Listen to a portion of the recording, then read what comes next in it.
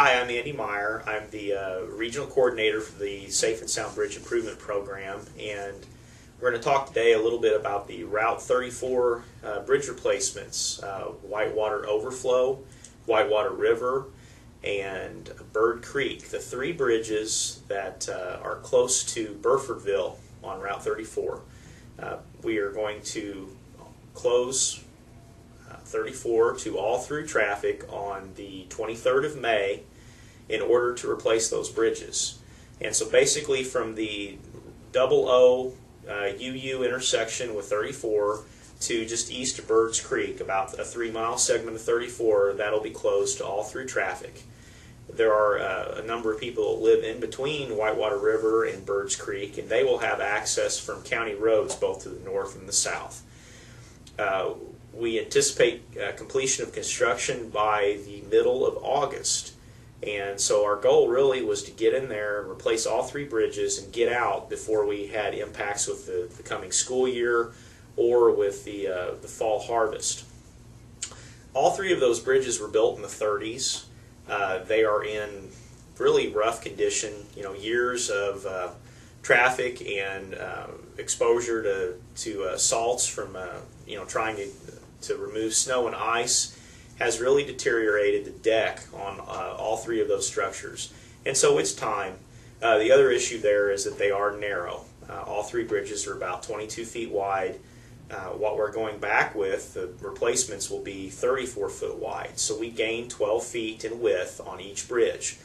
And in combination with a lower rail height, we think the replacement bridge will be a better fit for through traffic, truck traffic, and also agricultural traffic that goes through that area quite frequently. We have a contractor. The contract has been awarded. They've actually started moving equipment in over the last week, making paths or access down to the channel so they can start their work. And the goal there is basically for them to have a separate crew on each bridge, and they'll be working in all three bridges in parallel and really throwing a lot of resources at this project so that we can get it done as quickly as possible. While the road is closed, traffic will be detoured. We'll have a marked detour route with signs around 00 and Route Z. So basically from Burfordville through Gordonville over to 25. And that road is, well, I'm not gonna dance around. It's not the best, but it's what we have. And we've done a lot of patching to try to get it ready for this amount of traffic, but we know that over the course of the project, it's going to take a beating. And so we plan on coming in next year and trying to do some work to pick that back up and get it in shape when the project is over. While the project is going on, you're basically taking a lot of traffic off of 34 and introducing it to a road that already had a lot of traffic on it through Gordonville. There are two one-lane bridges west of Gordonville and an intersection with Z and 25 at the east end of town. Both of those locations are going to be places where people need to really slow down and pay attention. The posted speed through Gordonville is 35 miles an hour. And we're really asking people two things, really, to bear with us. This is obviously inconvenient, but we need to get these bridges replaced. And the other thing is just to be safe while this is going on. And one of the questions I continually get is, why are we doing it this way? Why on the same creeks on 72 did we have temporary bypasses, and here we are on 34 and we're closing the road down? And the simple answer is economics. Really, there's two answers: economics and speed.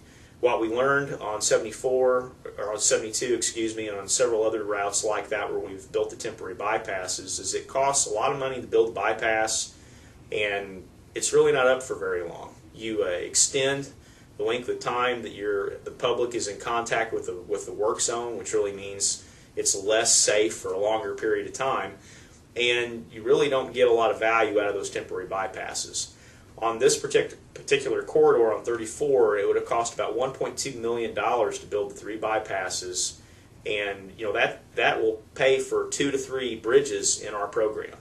And with the Safe and Sound program, trying to replace 802 of the worst bridges statewide, we had to use the money in the most efficient way possible, and that meant road closures. So time and economics really led us to this decision, and it is going to be a tough summer, but we think in August, when it's all done and over with, you'll be happy with the result.